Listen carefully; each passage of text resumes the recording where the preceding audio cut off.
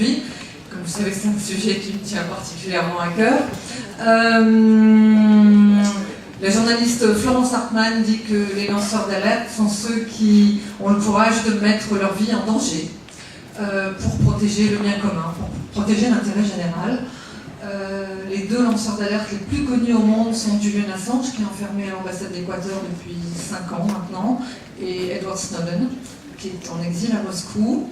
Le président Hollande, auquel j'écris régulièrement sur la situation, me dit qu'il ne peut accepter leur asile en France, et notamment parce que, je vais vous dire ce que son cabinet m'a répondu, parce que notamment Julian Assange fait l'objet d'un mandat d'arrêt européen, ou encore que la suite donnée ne peut être favorable au regard des éléments juridiques et de la situation matérielle des intéressés, qui ne représentent en outre pas de danger immédiat. Donc, en tant que président du pays des droits de l'homme sur la scène internationale, je voudrais savoir quelle action, quelles mesures vous prendriez concernant ces deux hommes qui ont mis sur la scène internationale des informations qui étaient cachées de tous.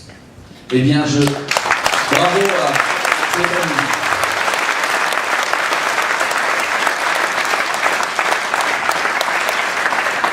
Je crois pas que je vous l'ai dit déjà, mais je prendrai mon avion, j'irai les chercher et je les ramènerai sur le sol français. Et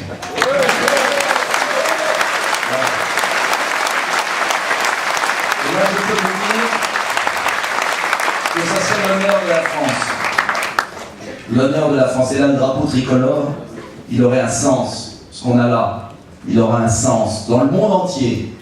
Parce que ce que n'ont pas compris nos dirigeants, nos petits valets qui se succèdent au pouvoir, c'est que le général de Gaulle, dans les années 60, avait eu une vision prophétique d'un monde multipolaire. Il avait imaginé le monde multipolaire en pleine guerre froide. En pleine guerre froide.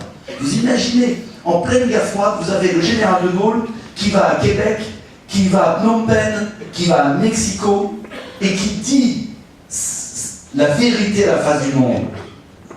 Et 60 ans après, ou 50 ans après, on a des petits bureaucrates ou des petits valets du système qui, au moment où le monde multipolaire est là, où le Brésil émerge, où la Chine émerge, où il y a un monde multipolaire, eh bien qui reviennent des petits soldats obéissants. C'est fou quand on y songe. Au moment où la prophétie du général de Gaulle se réalise, que la France a devancé le monde, l'a anticipé, le phare s'éteint. La France n'aimait plus.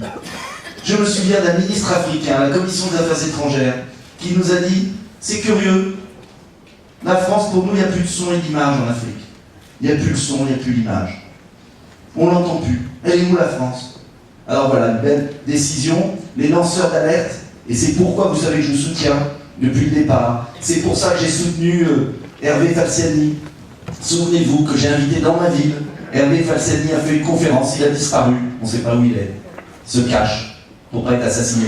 C'est ça la réalité. Hervé Falciani, que j'aime beaucoup, que j'ai reçu, que j'ai connu quand j'ai fait mon rapport sur les paradis fiscaux en 2011, 2012, non 2013.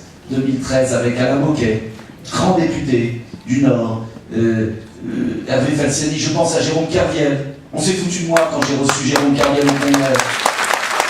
On peut tout dire sur Kerviel. Il a eu le courage, à un moment, de dire stop, je joue plus. Et s'il y avait beaucoup de députés, sénateurs et beaucoup de dirigeants qui à un moment disaient stop, je joue plus. Si, je joue la France, je joue la liberté, l'égalité, la fraternité, nos valeurs. Mais vous imaginez le prestige de la France? Et à ce moment-là, la France serait à nouveau la France.